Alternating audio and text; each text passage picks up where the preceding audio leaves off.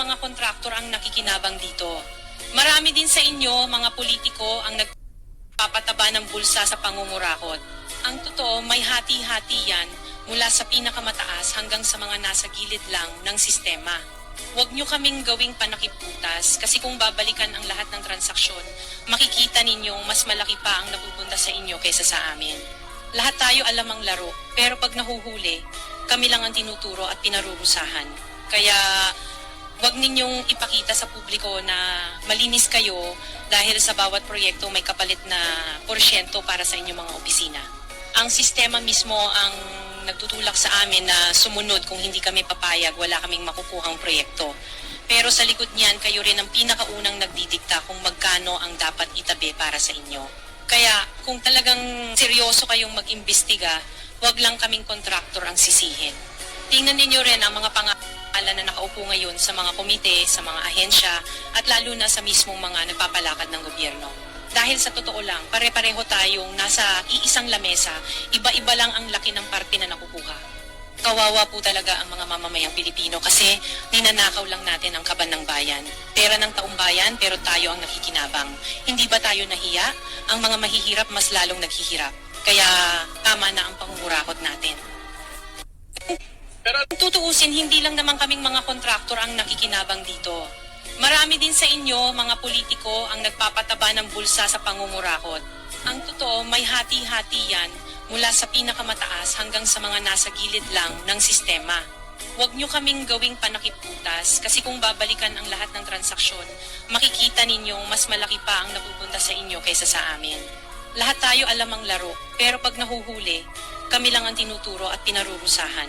Kaya huwag ninyong ipakita sa publiko na malinis kayo dahil sa bawat proyekto may kapalit na porsyento para sa inyong mga opisina. Ang sistema mismo ang nagtutulak sa amin na sumunod kung hindi kami papayag, wala kaming makukuhang proyekto. Pero sa likod niyan, kayo rin ang pinakaunang nagdidikta kung magkano ang dapat itabi para sa inyo. Kaya kung talagang seryoso kayong mag-imbestiga, huwag lang kaming kontraktor ang sisihin. Tingnan ninyo rin ang mga pangalan na nakaupo ngayon sa mga komite, sa mga ahensya, at lalo na sa mismong mga nagpapalakad ng gobyerno. Dahil sa totoo lang, pare-pareho tayong nasa iisang lamesa, iba-iba lang ang laki ng parte na nakukuha. Kawawa po talaga ang mga mamamayang Pilipino kasi ninanakaw lang natin ang kaban ng bayan. Pera ng taong bayan pero tayo ang nakikinabang. Hindi ba tayo nahiya? Ang mga mahihirap mas lalong naghihirap. Kaya tama na ang pangungurakot natin. Same time, Mr. Chairman, there was a request for executive session. May I also suggest to pursue that executive session without prejudice to informing the public on that information if we find that the public needs to know that information. Kasi ako naniniwala, Mr. Diskaya, sinabi nyo na lahat eh. Tuloy na natin to in the name of the truth. Diba? In the name of justice. In the name of fighting corruption. Kasi kung itatago natin to, wala ho talagang pupuntahan to. But we will allow you, with the permission of the chairman, may executive session without prejudice. Kung ma-determine namin na kailangan malaman ng publiko, then dapat ulitin natin dito. Upon may advice po ng lawyer ko, sige daw po. Ano yung sige? Ano yung sige? Sige po. Then, tanong niya, No, pwede po sabihin ngayon dito. ang tanong ni Senator Gatchalian kung